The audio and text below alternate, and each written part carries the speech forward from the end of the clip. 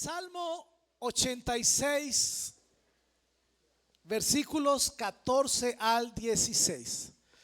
Salmo 86, 14 al 16.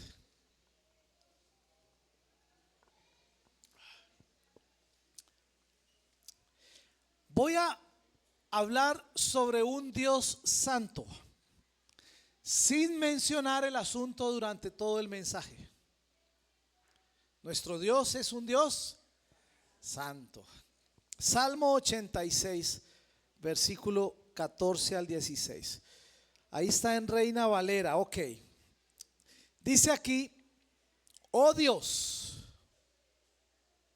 este es el rey David, siendo rey, orando esto: los soberbios se levantaron contra mí, y conspiración de violentos ha buscado mi vida. ¿Quién está diciendo esto? El rey David. Y no te pusieron delante de sí. Es decir, esos violentos y soberbios no te tuvieron en cuenta, no te pusieron delante de ellos. En la versión que yo tengo aquí dice: oh Dios, gente insolente se levanta en mi contra. Una pandilla violenta trata de matarme. No significas nada para ellos. Me pareció tremendo. Siga con el versículo 15.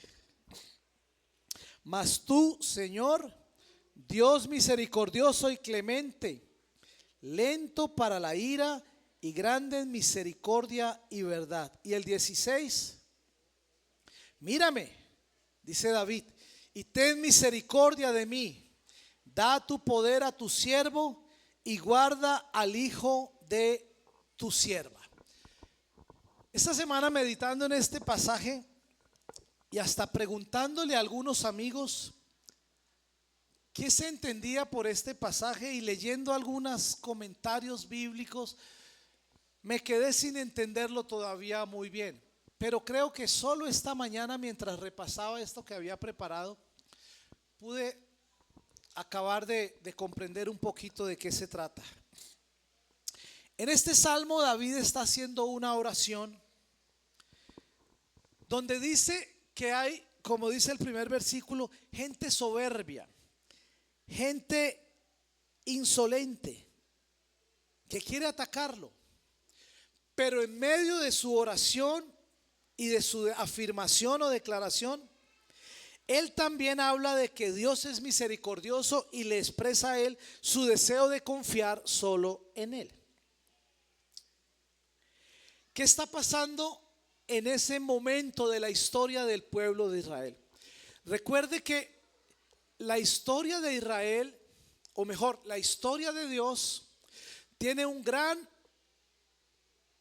gran parte tiene que ver con la historia del pueblo o la nación de Israel. Y esa nación de Israel se convierte en modelo que ilustra la relación de todos los creyentes con Dios.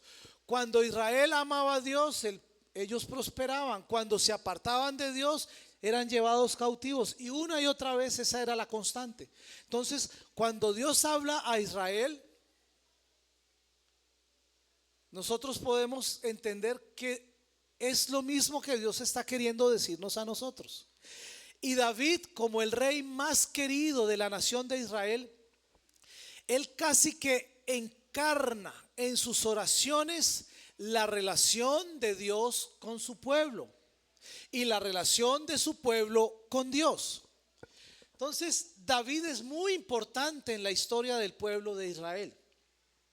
Y la historia de Israel ilustra la relación de nosotros hoy, los creyentes, con Dios. Por eso a veces Dios en la Biblia le habla a Israel, y nosotros podemos decir sin temor a equivocarnos que Dios nos habla a nosotros. Por eso a veces uno toma un versículo que Dios se lo dijo a Israel y uno lo puede tomar como una promesa para nosotros. Posiblemente haya algunas excepciones que fueron muy dirigidas a una persona en un momento de la historia, pero en términos generales podemos usar la relación de Dios con Israel como la relación de Dios con nosotros. ¿Entendido esto? Ese tiempo Usted sabe que el primer rey de Israel fue un hombre llamado Saúl, y luego vino David, y luego vino Salomón. Y el tiempo de David y Salomón fue un tiempo muy alto en la vida de Israel, un tiempo de conquista, de gloria, de bendiciones. Y cuando viene Salomón fue un tiempo de paz, donde ya no hubo más guerra por 40 años. Pero lamentablemente fue en ese tiempo de apogeo, de gloria de la nación de Israel, que se dividen, y se dividen en dos reinos. Uno conocido como el reino de Judá, que se fue al sur y tenía como capital Samaria. Es importante entender esto para lo que vamos a compartir en esta mañana. Y las dos tribus que se fueron al sur fueron Benjamín y Judá, y por eso se le llamó el reino de Judá al sur de la nación de Israel. Pero 10 tribus se fueron al norte y tenía capital Jerusalén. Y el resto de las tribus: Rubén, Gad, Aser, Neftalí, Dan, Leví, Simeón, Isaacar, Zabulón, Efraín. Usted tiene que aprendérselo antes de salir esta mañana de acá. Todos esos nombres, Ninguno de los dos reinos, ni el del norte con 10 tribus, ni el sur con 2 tribus, ni Samaria ni Jerusalén, fueron fieles a Dios. Se desordenaron, se descarriaron, ignoraron las advertencias de los profetas, y eso causó la molestia de Dios. ¿No están escuchando? Yo anhelo el bien para ustedes, tanto a los del norte como a los del sur, unos en Samaria y otros en Jerusalén. Y fruto del enojo de Dios, ambos, tanto los del norte como los del sur, los dos reinos, fueron conquistados y finalmente expulsados de la tierra prometida por los enemigos de su tiempo. ¿Cuáles eran los enemigos de su tiempo? Tenemos a los filisteos. Los filisteos son famosos por ser crueles, por ser muy malvados. Y uno de ellos fue un gigantón que la historia nos recuerda mucho. ¿Se acuerda cómo se llamaba ese nombre? Goliat. La gente recuerda ese filisteo incircunciso, etcétera, etcétera, que vino y agredió e insultó no solo a la nación de Israel, sino que se burlaba de Dios. Ahí fue cuando aparece David y dice: no puede ser que un incircunciso, un filisteo, venga y se burle de nosotros y de nuestro Dios. No puede ser. Y bueno, ahí va la historia de David y Goliat. Pero también están unos llamados los edomitas, que eran descendientes de Esaú. ¿Saben quién era Esaú? El hermano de Jacob. ¿Y saben cómo se llamaba la esposa de Jacob? Rebeca, que tuvo 2 hijos. ¿Cómo se llamaban? Jacob y Esaú. Ahora, estos edomitas mantuvieron conflicto con Israel todo el tiempo de su historia. Hubo otros que se llamaron los moabitas y otros llamados los amonitas. Cuando uno revisa esos detalles y lee un poquito algunos comentarios, hay tantos detalles importantes que nos ayudan a comprender la relación de Dios con su pueblo. Y tenían estos moabitas y amonitas vínculos de sangre y familiares, pero se convirtieron en enemigos de Israel. Y había otros llamados los arameos, que eran descendientes de Sem. ¿Se acuerdan los hijos de Noé? Sem, Cam y Jafet eran descendientes de Noé, y eran los semitas, que fueron una amenaza constante. De por allá viene una expresión que se oye normalmente: los antisemitas, etcétera, etcétera. Entonces es todo un mundo, pero básicamente esos fueron las 4 naciones o pueblos fuertes que durante el reinado de David y Salomón, cuando se dividieron en 2 reinos, vinieron y los atacaron. Y como decía ahí, los llevaron cautivos durante muchísimos años. Y ese versículo 14 de este salmo habla de gente insolente, de gente arrogante, de gente orgullosa, de gente soberbia que actúan, como decíamos, aparte de Dios, lejos de Dios. Y me llama la atención esas expresiones que usa. Yo quiero que por favor miremos Salmo 119, 21, porque usa una expresión muy fuerte, oído, una expresión muy fuerte. Reprendiste a los soberbios. ¿Los qué? Los malditos que se desvían de tus mandamientos. Me impactó muchísimo lo que la Biblia dice de los que se desvían de los mandamientos de Dios. ¿Cómo les llama?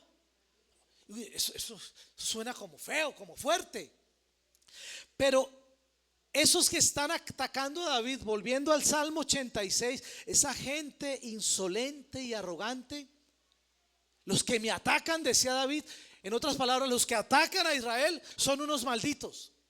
En otras palabras, porque así lo dice el Salmo 119.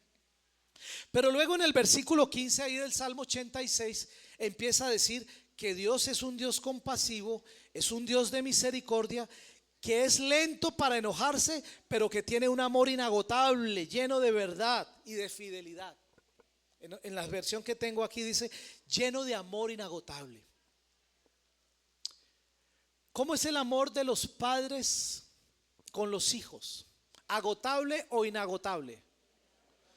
Mire, a veces uno, ya, en 2-3 días uno está listo. El amor de Dios es inagotable. Pero no significa que amor inagotable, no significa a veces apretada de clavija o ponerse firme. Entonces, en medio de decir me están atacando, dice, pero tenemos un Dios lleno de misericordia y amor inagotable. Y el versículo 16 dice, mírame, Señor, está hablando David, ten misericordia de mí, da tu poder a tu siervo y guarda al hijo de tu sierva. Yo averigüé qué significa guarda al hijo de tu sierva. Y yo encontré algo que no me convenció mucho. Y es que David pide un favor especial de parte de Dios, así como un siervo nacido en la casa recibirá más que un siervo nacido fuera de la casa. Cuando una familia tenía una sierva, y si esa sierva tenía un hijo, pero nacía dentro de la casa donde servía la sierva, era casi tenido como un hijo porque se crió ahí con la casa y con los hijos del dueño, por decirlo de alguna forma. Pero si la criada se echó una escapadita y tuvo un hijo fuera de la casa, no era tratado tan bien como si hubiera nacido y se criaba con los, digámoslo así, medio hermanos, porque vivía con los amos y todo lo demás. Pero me encontré algo más interesante que me da un poquito de luz. Rebeca era, como les dije ahorita, la madre ¿de quién? De Jacob y de Esaú. Y Jacob más adelante en un encuentro con Dios, se tiene que conocer esto porque le da sentido a lo que vamos a ver ahorita en el profeta Jeremías.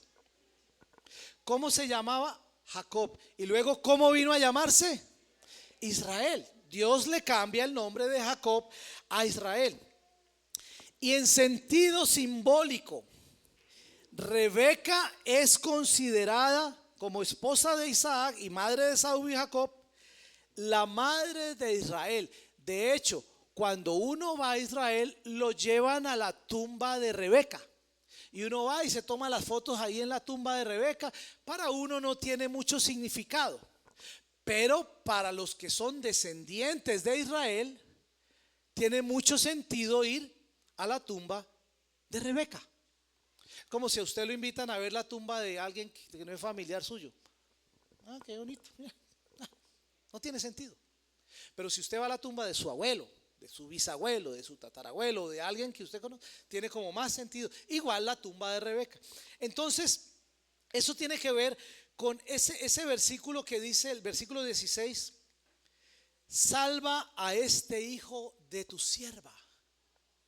Tu sierva Rebeca de mis antepasados salva a este hijo descendiente de Israel. ¿Tiene sentido eso? Y yo como que finalmente esta mañana alcancé a entenderlo. Ahora, queda en ese salmo entonces, nos están atacando, Dios es misericordioso, versículo 15, y en el 16, mírame y sálvame, por favor. Y cuando dice mírame y sálvame, es describiendo salva a Israel. Voy a leer algo que es un poquito largo, pero es necesario para que usted comprenda algo que dice más adelante el profeta Jeremías. Entre el reinado de Salomón y David y esa época, cuando se dividieron las dos tribus, más adelante vino el profeta Jeremías. A ver,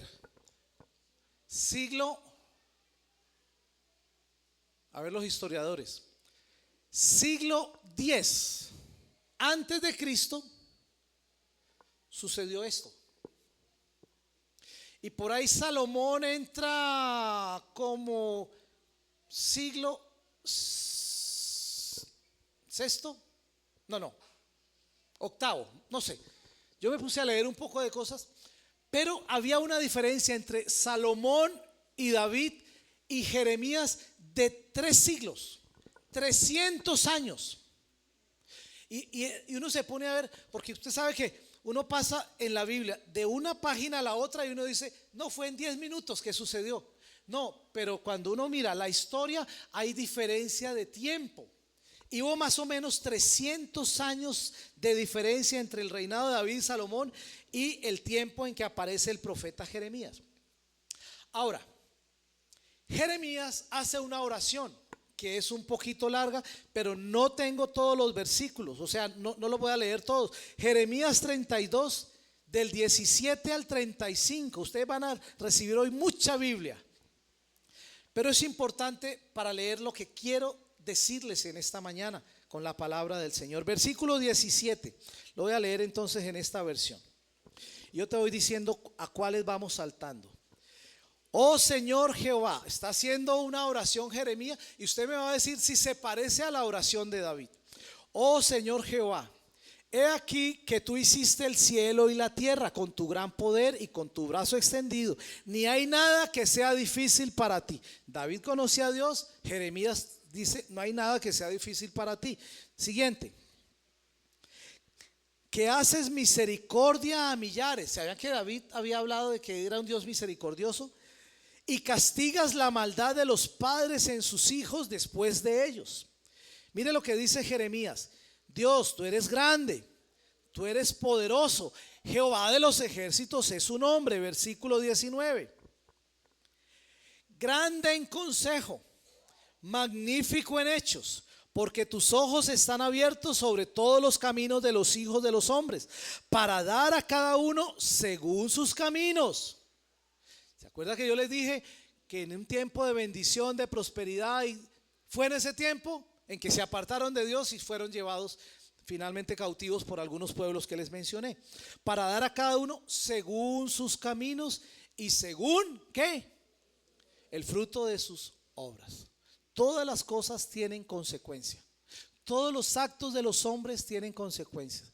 Yo puedo hacer lo que yo quiera en mi vida, pero no tengo poder para escoger las consecuencias. Las consecuencias vienen. Y según el fruto de sus obras. 19, salta al 21. Y sacaste a tu pueblo Israel, y empieza a hacer un recuento Jeremías, de la tierra de Egipto con señales y portentos, con mano fuerte y brazo extendido y con terror grande. 23, estoy saltando algunos. Y entraron y la disfrutaron, esa tierra prometida donde estaban instalados, pero no oyeron tu voz, ni anduvieron en tu ley, nada hicieron de lo que les mandaste hacer, fueron desobedientes. Por tanto, has hecho venir sobre ellos todo este mal, toda esta calamidad, dice otra versión. Salta por favor al 26. Y entonces en medio de la calamidad, del cautiverio, vino palabra de Jehová al profeta Jeremías, y el profeta dijo, 27, he aquí que yo soy Jehová. Eso lo está diciendo Jeremías tal cual, literal, como Dios le dijo que se lo dijera. Dios de toda carne, ¿habrá algo que sea difícil para mí? Señores, si ustedes están cautivos, ¿será que yo no puedo liberarlos? ¿Habrá algo que sea difícil para mí? Siga con el 30. Todos son preciosos los versículos, pero por razón de tiempo. Porque los hijos de Israel y los hijos de Judá, ¿se acuerdan? Reino del sur y reino del norte, no han hecho sino lo malo delante de mis ojos desde su juventud. Porque los hijos de Israel no han hecho más que ¿qué? A ira con lo que hacen con sus manos, dice el Señor. Salte por favor el 32, siga. Por toda la maldad de los hijos de Israel y de los hijos de Judá, que han hecho ¿para qué? Enojarme. Ellos, sus reyes, sus príncipes, sacerdotes, sus profetas, los varones y todos los habitantes. Estoy bravo con todos. Está bravo el Señor. Todos, no se salvaron ni los sacerdotes. Todos le fallaron al Señor. 33. Y me volvieron la cerviz. La versión que tengo dice, ellos me dieron la espalda y no el rostro. Ellos dijeron, me dieron la espalda y no el rostro. Y cuando los enseñaba desde temprano y sin cesar, no escucharon para recibir corrección. ¿Cómo le va pareciendo la oración y lo que está diciendo Jeremías? Muy bien. Eso es terrible. Que un Dios santo, dije que no lo iba a mencionar y sí lo mencioné, se pare frente a ti y te diga, imagínate un Dios santo señalándonos con el dedo, me diste la espalda, hiciste lo malo, hasta los sacerdotes. Tiembla tierra. Tiene que ser muy serio. La Biblia habla del día del Señor. El día del Señor vendrá. Y hay mucha gente que está en guachafita. Que Dios ni que nada. Y bueno, todo lo que hay en nuestro mundo que está en contra de Dios. Todo este sistema pervertido y demás. Y Dios está sentado en su trono. Mejor, sentado en su trono. Y sus ojos ven. Él sabe lo que hacemos. Él sabe lo que es incorrecto. Dios, pero tú sabes, tranquilo, yo lo sé. Yo lo sé. ¿No le ha pasado que a veces uno sabe el mal que hizo un hijo, la mentira que dijo, y uno lo sabe? Y ellos haciéndose los que... Uno ya lo sabe. Las mamás lo huelen. Los papás lo ven. Eso se nota. Igual es Dios. La gente anda creyendo que Dios no se indigna, que Dios es chévere, que Dios es amor, y sí lo es, pero creen que no es justo y que un día aparecerá el día del Señor. Cuando toda esperanza parecía perdida, el profeta Jeremías comunicó una promesa de restauración de Dios, específicamente donde estaba en ese momento Jeremías, que era en el reino del sur, en Judá, con capital Samaria. Muy bien.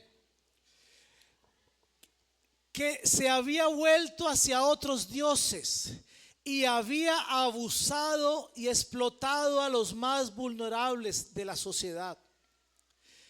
¿Se acuerdan lo que decía David? Dios, tú eres amplio en misericordia, tú eres fantástico, tú eres un Dios bondadoso, que leíamos hace un rato. Dios seguía siendo un Dios que amaba, un Dios paciente. Y envió repetidas ocasiones a profetas y a otros como Jeremías para decirles: por favor, arrepiéntanse, vuelvan al Señor, corrijan sus errores. Eso se lo decía Dios ¿a quién? ¿A quién? A Israel. Y lo que Dios le dice a Israel, también se lo dice ¿a quién? A su pueblo. ¿Se acuerdan que se los expliqué? Que podemos sin temor, que las promesas de Dios a Israel puedo tomarlas para mí, y que las reprensiones de Dios para Israel también entonces son para nosotros, porque entonces no son solo las promesas, sino las correcciones y las apretadas de clavija. Y envió una y otra vez profetas.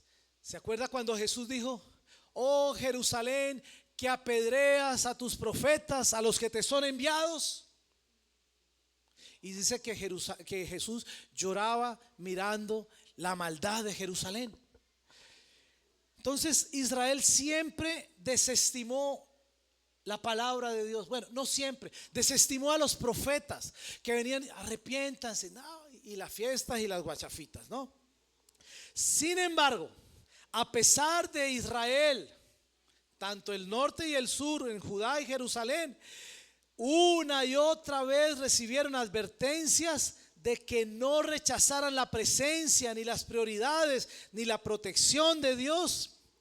El pueblo de Israel, los judíos, rechazaron, eligieron una y otra vez el camino de la destrucción. Mire, arrepiéntase. Mire, arrepiéntase. Hace muchos años yo fui a orar por un joven aquí al lado donde hay una cosa de menores en la 19, por ahí al lado de la UNES, por ahí cerquita, el Retén, no sé qué. Un chamo que se había robado una cadena. Estaba ahí detenido, creo que tenía 16 años. Compadre, Dios puede sacarlo, pastor, para que usted vaya por él y hable para ver si lo sueltan. Como si no tuviera que ver con eso. Pero le dije: Dios puede hacer que salgas hoy de aquí, pero tienes que arrepentirte, y cuando salgas no ser la misma persona. Él salió, pero nunca se arrepintió. Luego hizo algo peor, y a Santana fue a parar, del Retén de aquí a Santana, ya con alguna condena. ¿Se acuerdan hace unos 8 o 10 años que hubo una masacre ahí, que la gente fue incinerada y murieron, dicen que más de 100, que eso fue horrible? No sé si vieron los videos en esa época, eso fue horrible. Él fue uno de los que se salvó, porque se acurrucó en la cocina y de ahí no lo pudieron matar, pero a él lo iban a matar. Finalmente él salió y lo mandaron a una cárcel en Trujillo, pero salió y siguió sin arrepentirse. Compadre, mire lo que si usted no se arrepiente, le va a pasar lo mismo. Por favor, aproveche esa oportunidad, hermano. Lo mandaron para una cárcel en Trujillo. Le voy a hacer la historia corta. En la cárcel de Trujillo lo mataron. Su mami venía a esta iglesia. Ya partió con el Señor. Además, las advertencias que Dios le hacía a Israel una y otra y otra y otra y otra vez, se las pasaron por la galleta. ¿Cómo se llama el título de mi mensaje? Un Dios santo. Israel quería ser dueño de su propio destino. Y aquí en Jeremías 32, ahorita hemos leído hasta el 35, viene el versículo 36. Y aquí es donde voy a empezar ahora sí mi mensaje.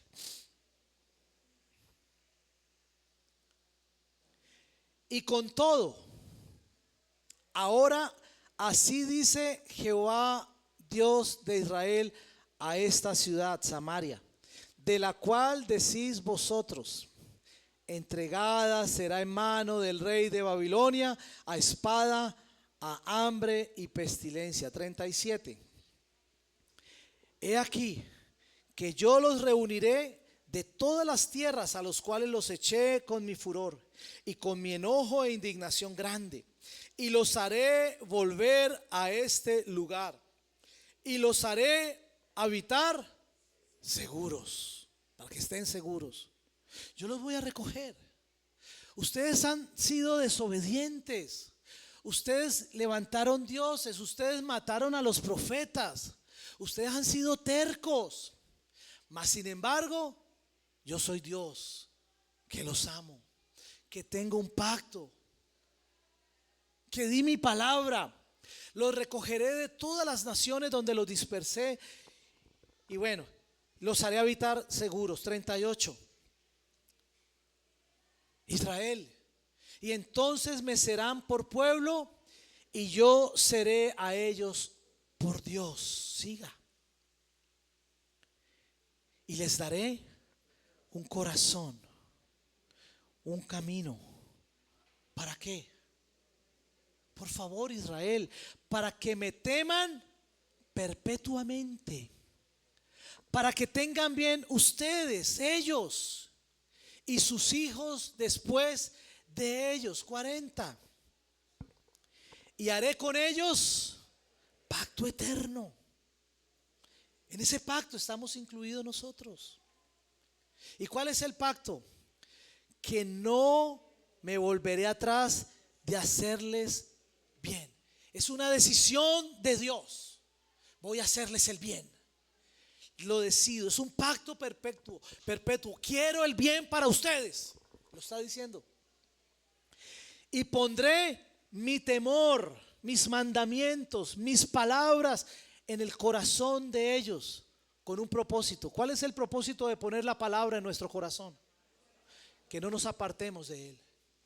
Y el 41.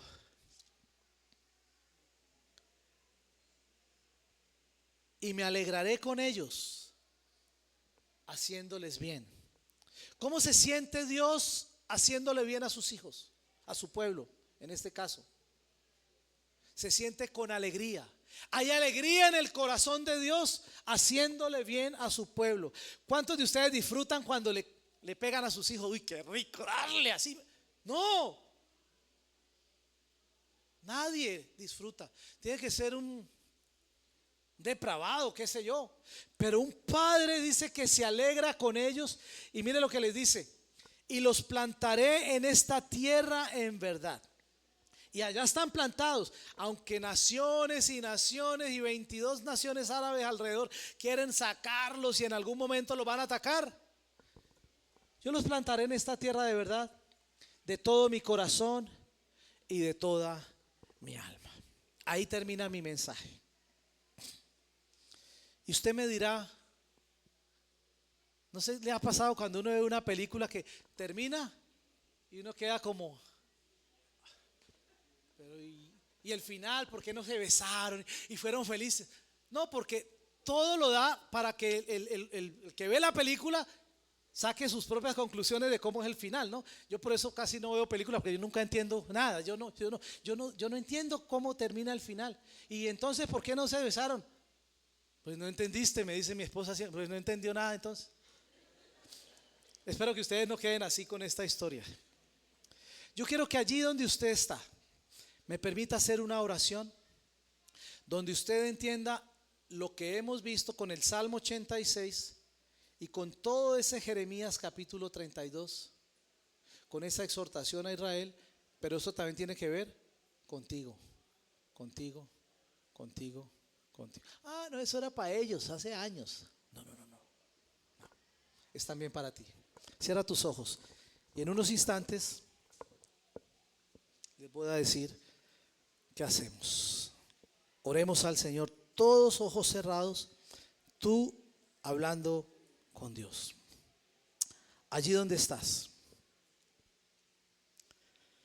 preguntémonos a nosotros mismos. Me voy a incluir yo ahí. Señor,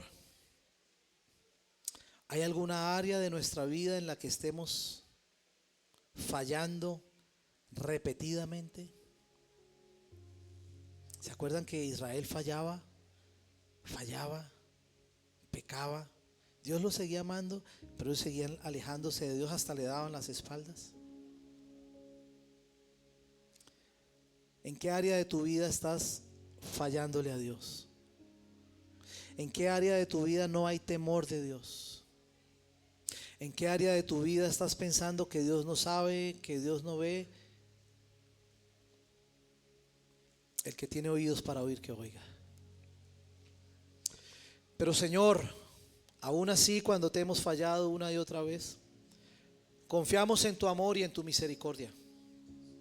Como David, que confiaba y sabía quién era su Dios, que tenía misericordia eterna.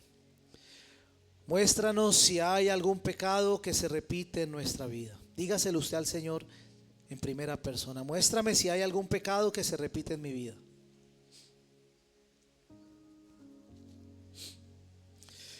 Dios, háblanos en esta mañana. Igual que el pueblo de Judá, Señor, necesitamos ayuda para alejarnos de nuestros comportamientos cerrados y a veces destructivos. ¿Se acuerda ese muchacho que no se arrepintió, insistió, finalmente lo mataron? Y tuvo oportunidades. Salía y volvía a pecar. Señor, te pedimos que transformes nuestro corazón, que cambies nuestra mente, para que podamos vivir una vida consagrada a ti y agradecidos por tu obra en nosotros. Señor, que las palabras de Jeremías nos recuerden que la Biblia no es solo un recuento de la historia,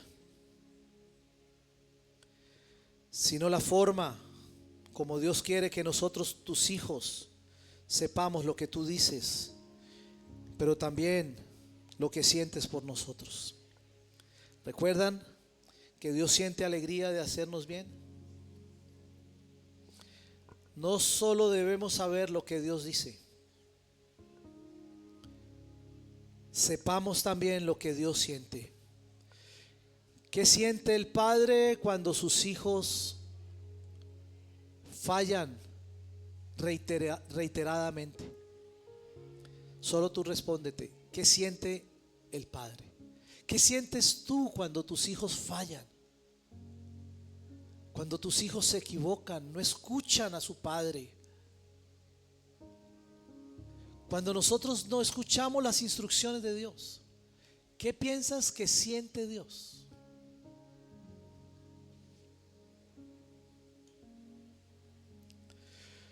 Señor, pedimos e invitamos a tu Espíritu Santo a que transforme hoy nuestro corazón.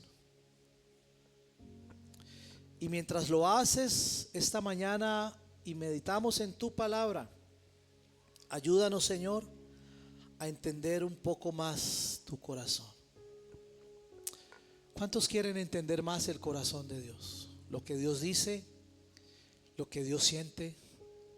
Me atrevo a decir hasta lo que Dios sufre por nosotros, por nuestros pecados, nuestros errores. A veces nos distanciamos, nos enfriamos, nos alejamos. A veces escogemos caminos y Dios corre siempre detrás de nosotros.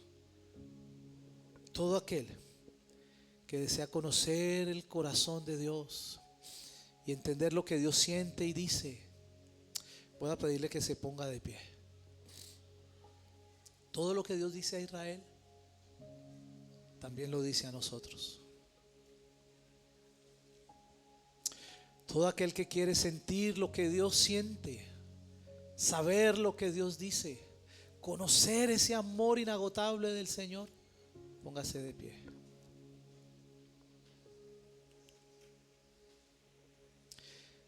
Dios nos ama, aunque le demos la espalda, aunque no le demos el rostro. Dios sabe todo lo que hacemos en privado. Dios conoce nuestro corazón. No hay necesidad de que le digamos o que alguien le diga lo que hemos hecho. Él ya lo sabe. Pero Él te ama y Él quiere alegrarse en hacerte el bien. Ese Dios es santo. Padre, yo te pido que tú con esta lectura que he hecho hables a nuestro corazón. Y yo te pido por todos los que están respondiendo a tu llamado para que vivamos como tú quieres que vivamos. Quiero que pongamos en la pantalla Jeremías 31:33. Abre tus ojos y vamos a leer juntos Jeremías 31:33. Leamos juntos. Es Dios hablando a tu corazón. 1, 2, 3. Pero este es el pacto que haré con la casa de Israel después de aquellos días, dice Jehová. Daré mi ley en su mente y la escribiré en su corazón. Y yo seré a ellos por Dios y ellos me serán por pueblo. Quiero que lo vuelvas a leer, pero allí donde dice haré pacto en la casa de Israel, dices tu propio nombre. Este es el pacto que haré con Otto, pero allí dices tu nombre. 1, 2, 3. Pero este es el pacto que haré con Otto después de aquellos días, dice el Señor. Daré mi ley a la mente de Otto, la escribirás en mi corazón. Tú serás para mí por Dios y tú serás y tú me serás por pueblo. Cierra tus ojos de nuevo.